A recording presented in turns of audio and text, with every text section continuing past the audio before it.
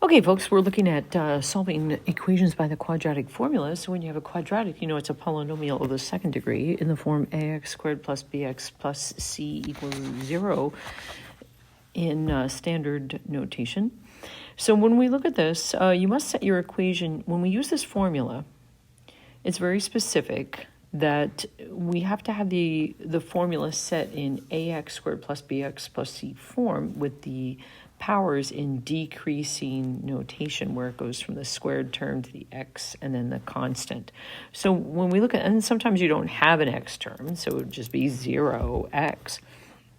But let's look at this first problem. So we have it set to 0 already, so we just have to say what a, b, and c is. And I'm going to leave them just the way they are. I could multiply by -1 if I wanted to, and I would get a valid equation that I could find the same solution with, but I'm just going to leave them like this because we can get right to solving this. So I'm going to put in -2 and 2 for b. So here's the formula, -b plus or minus b squared. So it's -2 minus 4ac. So we put in -3 and we put in 4.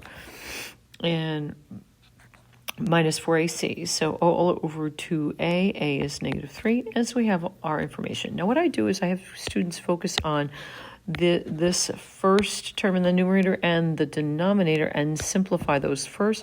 So you get x is equal to 2 plus or minus the square root, and I'm going to leave it empty, and then all over -6.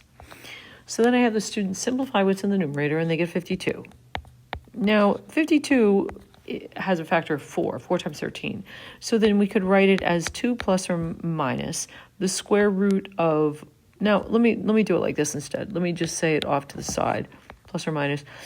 Square root of 52 is equal to the square root of 4 times 13. So that's going to equal the square root of square root of 4 times the square root of 13. So that's 2 root 13. Okay, so we have that. So it's going to be 2 root 13. And then that's all over -6. And so what I'm going to do is I'm going to simplify this. If I wanted to, I could get rid of the -2. So I'm actually just solving, and tomorrow we'll talk more about that, simplifying this. But if I would divide by 2, I would end up with 1 plus or minus the square root of 13, right, over -3. The problem with the -3 is that we could take the top, we could multiply by -1 in the top and -1 in the bottom. And so we would get the following. X is equal to, I'm going to just state it, it's -1 minus plus, but that would still be the same thing. See, if I would write it like that, it's still going to be minus, plus, it's still going to be plus or minus. So it would be plus or minus root 13, but then down in the denominator, we would just have 3. So we have our answer there then, except we want to make sure that we understand that we have 2 solutions for this quadratic. The solutions would be -1 plus root 13, and it would be -1 minus root 13. Oh, over 3, sorry. Over 3. Okay, so here's our 2 solutions here. Okay, now we could, if we wanted to, we could simplify this, or we could get the decimal equivalent. And I think for the decimal equivalent, I think you get something like 0.8, should be something. So I think this one, the sum, I think it's 0.869. So this one is 0.869, and then the other one, I think it turns out to be -1.535 or something like that. I could be a little off on that. So you could get the decimal equivalent if you wanted to. I'll let you scroll back on that. I'm just going to erase that.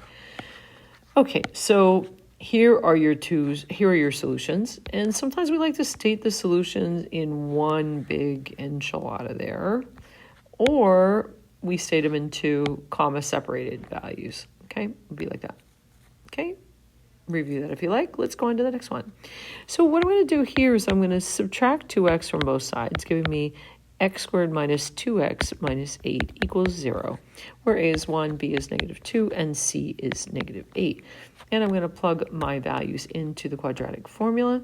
So I have negative b, so it's going to be the negative of negative 2, plus or minus the square root of negative 2 squared minus 4 times a, which is 1, and c, which is negative 8, all over 2 times a. So then we get this value, get the expression x is equal to 2 plus or minus the square root empty, and we'll fill that in a second, all over 2. So in the square root, we have 4 plus 12, so we actually get 16 there. So that's kind of nice, right? And so we have our two values here, but we want to simplify those if we can.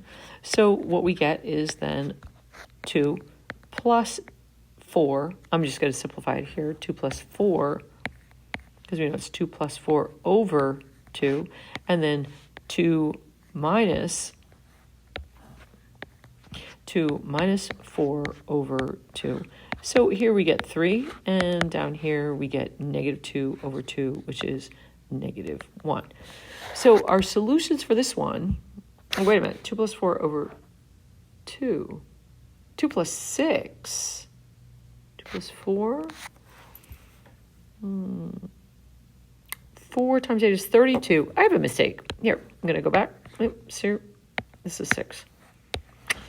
Yeah, I just saw that this was 36 as I'm looking at it. I'm looking at the radicand and going, oh, it's 36. So this is 6, this is 6, and then I'll change the answers here then. So sorry about that. Okay, 2 plus 6 is 8 over, so that's 4, and 2 minus 6 is negative 3, or negative 4 over 2, which is negative 2. So our solutions here are x is equal to 4 and negative 2. Okay, there you have that.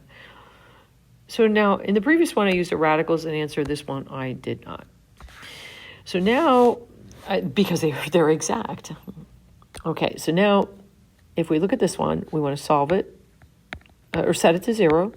So we get 3x squared plus 5 is equal to 0, where a is 3, b is 0. There's no x terms, so b is going to be 0 for the standard form, and c is equal to 5. So plugging those in, b is 0 here, 0 here, b squared minus 4ac, a is 3, and c is 5, and 2 times a is 3. So let's simplify this then. So it turns out that we just get x is equal to, you see that things drop out pretty quickly, right? This is 0, so, and this is 0 inside here. So it turns out that we just get the square root of, ooh, it's a negative number. It looks like negative 60, right? The square root of plus or minus. Let me just get that so it's clear. So we have plus or minus the square root of negative 60 over 6. So what's going to happen here with this one is you're going to have that plus or minus the square root of negative 1 times, we have a 4 and a 15 in here. Okay. So remember, you have to factor it like so. That's 6 here. And then this is equal to, you have the I involved here. So what I'm going to do is I'm going to do a right over here. I'm going to say this is the square root of negative 1 times the square root of 4 times the square root of 15. So it turns out you get 2i plus or minus 2i, because that's the first two terms, square root of 15 over 6. 2 goes into itself once, it goes into 6 3 times. So we get two solutions. We get x is equal to plus or minus I times square root of 15 over 3. And sometimes we'll write that 1/3 I, but it doesn't really matter. So you have your two solutions. Remember, those are two solutions in here when you write it like that, plus or minus. So it's going to be I square root of 15 over 3, comma negative I square root of 15 over 3. Okay? All right. So let's try the last one here, and then I have two more for you to try. So if I have 3x squared plus 44x, and then I'm going to add 96 to both sides, plus 96 is equal to 0. Okay. So we would have a is equal to 3. Now, 3 does not go in 44, right? 3 goes into 4 one time with a remainder of 1. So 3 doesn't go into, and you add the digits to get 8. So 3 does not divide 8. So with this, we have a is equal to 3, b is equal to 4. No LCD here, or at least greatest common factor, not LCD. So then what I'm going to do is I'm going to take in this over here, start plugging things in. A is equal to 3, b is equal to 44. So I have 44 here, 44 here. 4 times a is 3. 96 goes here, and 2 times a is 3. So now let's see what we get here. X is equal to negative 44 plus or minus the square root, leave it empty, and then all over 6. So with that, we get 784. 44 squared minus 4 times 3 times 96 should be 784. Okay, so with that, then we get x is equal to 44 plus 28. 28 squared, I guess, is 784 over 6. And then we have 20, 44. Why don't I just put it like that? And then we'll go like this. So we have 44 plus 28 over 6, and then we have 44 minus 28 over 6. So we have our two solutions. This turns out to be negative 8. It should be negative 44, my mistake. Middle things. Negative 44 plus 28 turns out to be negative 8/3. And then negative 44 minus 28 over 6, it turns out to be negative 12. So the solutions in this case are going to be x is equal to negative 8/3 and negative 12.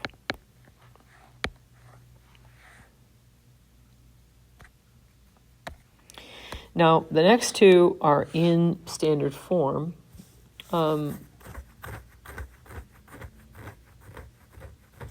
I'm not sure if I want to do this one or if I just want to do 6. I think you're good with this one. I think I'm just going to do 6. So I'm going to take this over here a little bit. Say I'm going to write this as 9x squared plus 12x, and it's going to be add 4 to both sides, plus 4 is equal to 0. So a is 9, b is 12, and c is going to be positive 4. Right, so we'll set that up. So we have x is equal to the opposite of 12 plus or minus the square root of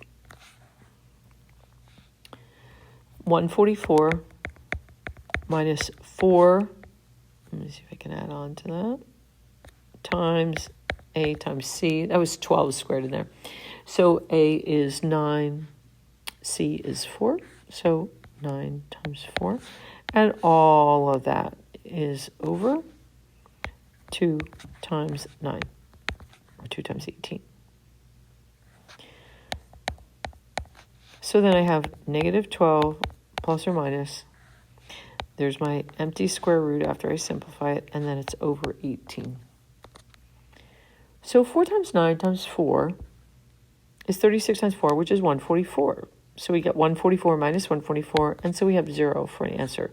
So this is equal to negative 12 over 18, which is equal to negative, because 3 goes into 12 4 times, 3 goes into 18 6 times, oh, more, which is negative 2/3. Okay, so we get x, our solutions here for number 6, is x is equal to negative 2/3. And we have what's called, and I made reference to it, a double root. So if you're looking at these graphs like we did today in the lesson, this would be where, let me see, positive 9x squared, it would be a root at negative 2/3, and it would be, the graph would be tangent. If we were looking at the graph 9x squared plus 12x plus 4, that would be tangent to the x-axis. Now, one of the things you could do with this, as you recall from the lesson today, I could, however, make this equation, any of these equations, I could make the left-hand side y1, the right-hand side y2. Okay? And I think that is it for today. I just want to make sure you had a few problems to review. And I think I put another video in there that I'll be posting in your updates, so you'll be able to do the homework, okay? So pretty simple approach, just plug it in, but make sure you have the standard form and select A, B, and C appropriately, okay? All right.